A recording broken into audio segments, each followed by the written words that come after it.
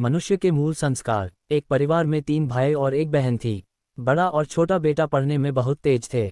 उनके माँ बाप तो उन चारों से बेहद प्यार करते थे, मगर मझले बेटे से थोड़ा परेशान भी थे।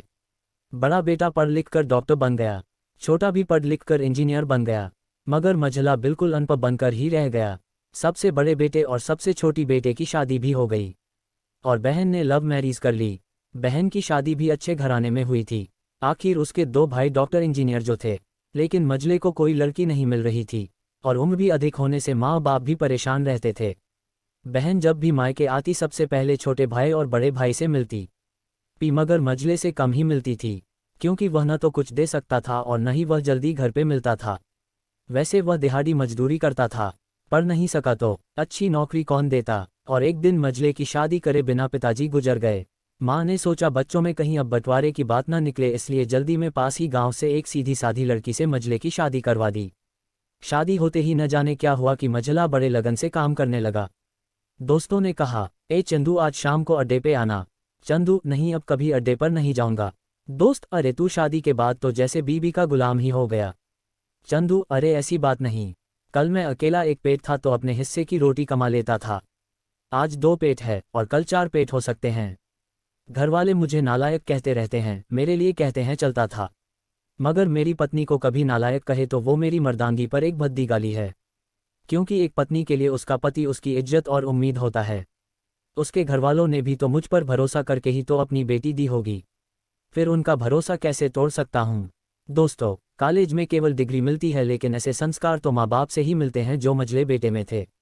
इधर घर पर बड़ा और छोटा भाई और उनकी पत्नी मिलकर आपस में फैसला करते हैं कि जायदाद का बंटवारा हो जाए, क्योंकि हम दोनों लाखों कमाते हैं मगर मझला ना के बराबर कमाता है।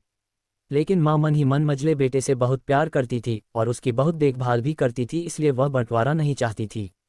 उसने बंटवारे के लिए दोनों बेटों को मना भी किया, लेकिन माँ के लाख मना करने पर भी बंटवारे की तारीख तय होती है। बहन भी आ जाती है, मगर चंदू है कि काम पे जाने के लिए बाहर आता है।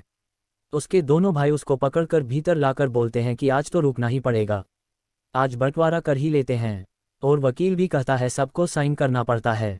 चंदू, ठीक है तुम लोग बंटवारा करो, मेरे हिस्से में जो समझ पड़े दे देना, मैं शाम को आकर अपना बड़ा सा अंगूठा चिपका दूंगा पेपर पर।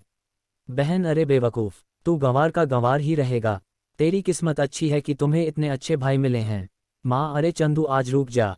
बंटवारे में कुल 20 बीघा जमीन में दोनों भाई 10-10 बीघा जमीन रख लेते हैं और चंदू को पुश्तैनी पुराना घर छोड़ देते हैं। तभी चंदू जोर से चिल्लाता है, अरे फिर हमारी छुटकी का हिस्सा कौन सा है। दोनों भाई हंसकर बोलते हैं, अरे मूर्ख, बंटवारा भाइयों में होता है और बहनों के हिस्से में सिर्फ उसका मायका ही होता है। चंदू, ओह, शायद पढ़ा लिखा न होना भी मूर्खता ही है। ठीक है, आप दोनों ऐसा करो, मेरे हिस्से की वसीयत मेरी बहन छुटकी के नाम कर दो। दोनों भाई चकित होकर बोलते हैं, और तू? चंदू माँ की ओर देखकर मुस्कुरा के बोलता है, मेरे हिस्से में माँ है ना। फिर अपनी पत्नी की ओर देखकर बोलता है, मुस्कुराते हुए, सुनो, क्या मैंने गलत कहा? नहीं जी। अपनी सास से लिपट कर कहती है, इससे बड़ी दौलत क्या होगी मेरे लिए कि मुझे माँ जैसी सासू मिली। बस यही शब्द थे जो बंटवारे को सन्नाटे में बदल गए।